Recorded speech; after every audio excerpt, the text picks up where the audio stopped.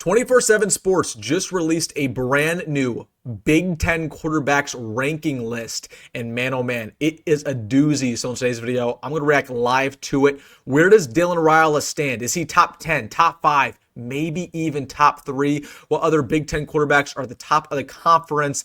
And then I'm going to show you some advanced statistics on why Dylan is better than you think he is. So really quick, we have a lot to get into. Please hit that like button if you're fired up. And really quick, if you were to support the channel, takes 2 seconds. I post daily Husker football content, recruiting updates, videos just like this. Please hit that subscribe button. Thank you so much. But without further ado, let's get into it, reacting to 24/7 Sports Big Ten quarterbacks ranking list. And then I'm going to show you some advanced statistics at the end of the video, so make sure to stick around for the entirety of it. But let's just get things started with number 1 on their list. This is Drew Allar. Now, not a shock. If you pretty much ask anybody who's familiar with the Big Ten, Drew Allar is number 1 on their list, and he deserves to be, right? He's one of the best returning quarterbacks in America. He led Penn State to the semifinals last year. You know, there's a lot of mock drafts that say he's going to go in the top 10, maybe even the top 5 of the 2026 NFL draft. So Drew Allar, great size, great accuracy, has great arm strength.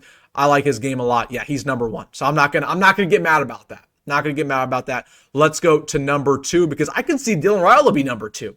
I could see Dylan Raiola be number 13. We'll see how much respect they want to give him. Number 2, Luke Altmyer. Ooh, that's a bold one. That's a bold take, and we'll go back to Luke Altmyer when I show you these advanced statistics in a little bit. But I'm just not a big Luke Altmyer guy. Okay, I don't see his pro potential. I don't think he is the best arm in the world. I don't think he has the best action in the world. He's a smart quarterback, and he can be successful in the Big Ten. But when push comes to shove, and Illinois is in the tight game, is he really going to outduel an opposing quarterback? I just don't think so with Luke Altmyer. He's blessed with having a really good surrounding cast and a really good running game. So I'm not that high on Luke Altmyer myself. I'm not. Especially how he disrespected Nebraska and Trey Taylor not too long ago on social media, calling our brand new quarterback commit. I'm not even going to say what he called him, but it was disrespectful, and he deleted the tweet because he's a coward. But that's a story for another day. Luke Altmyer, I don't love that. I'll show you some advanced statistics in a little bit that prove that he is a number 2, and Dylan might just be better than him already. Number 3, Julian Saint. I don't love that either. And listen, Julian Saint was a 5-star recruit.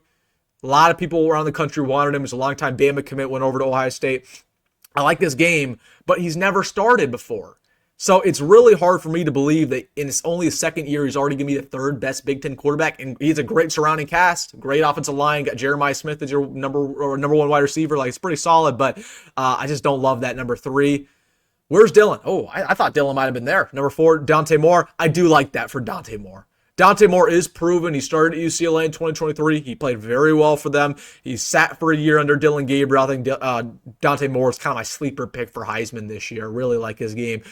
He might go to the NFL draft because this is his 3rd year of college. So like Dante Moore, he is experienced, so that's why I would put him above Sayin, but not so far, not terrible, besides Luke Altmyer being 2.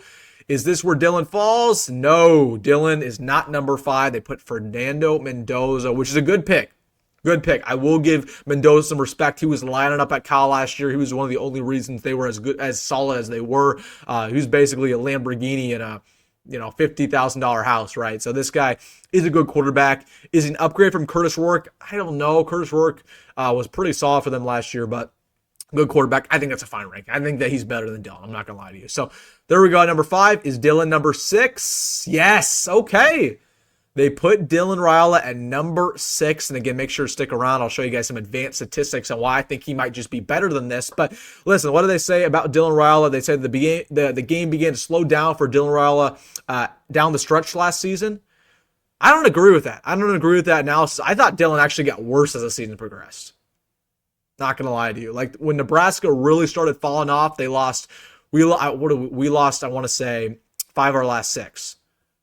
And not including the bowl game. I think that's because Dylan was really struggling. So I don't agree with that analysis there, but I do, I do agree with the ranking that Dylan's going to take that big step forward because of his potential, because he is getting better on and off the field. So while the reasoning right there isn't great, I do agree with the ranking at number 6. All right, before we show you some advanced statistics, Nico Amalavia at 7. That's interesting. Both former 5-star recruits. A lot of people might think Nico is better.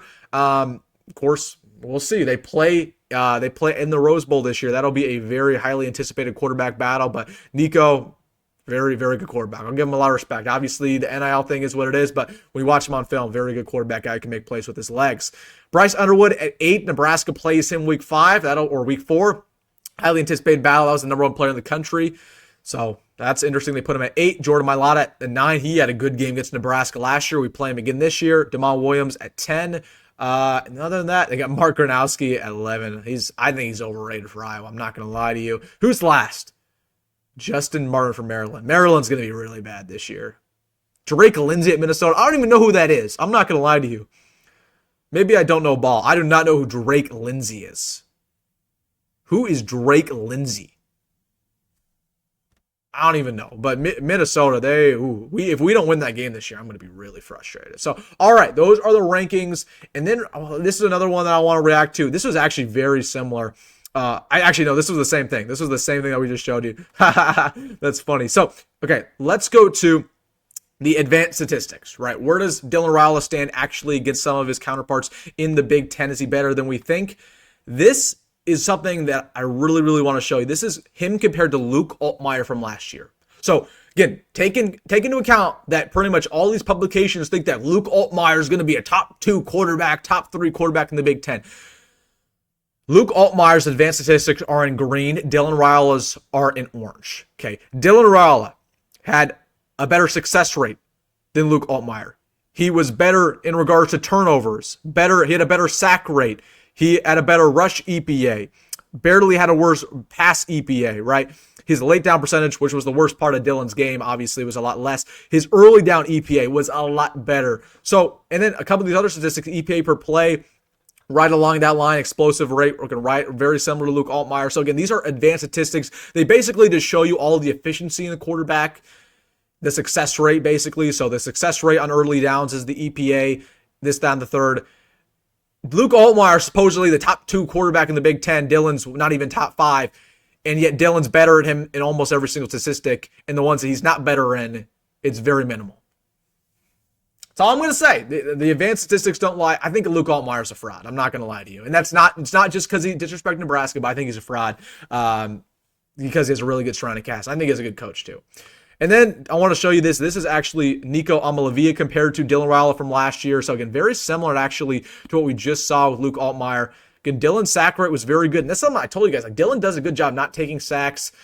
But yeah, the rush EPA was very, very good for Nico. So wanted to show you that comparison between Nico because I know there's going to be a lot of comparisons between those two leading up to the UCLA game of this year. So, all right, guys, let me know your thoughts down below about what we just reacted to, the Big Ten quarterback rankings. How good do you think Dylan Raiola actually is? Let me know in the comment section. Hey, you can make this fun of the video. You know what to do. Hit that like button and subscribe as always, folks. Go on, roll. See you in the next one.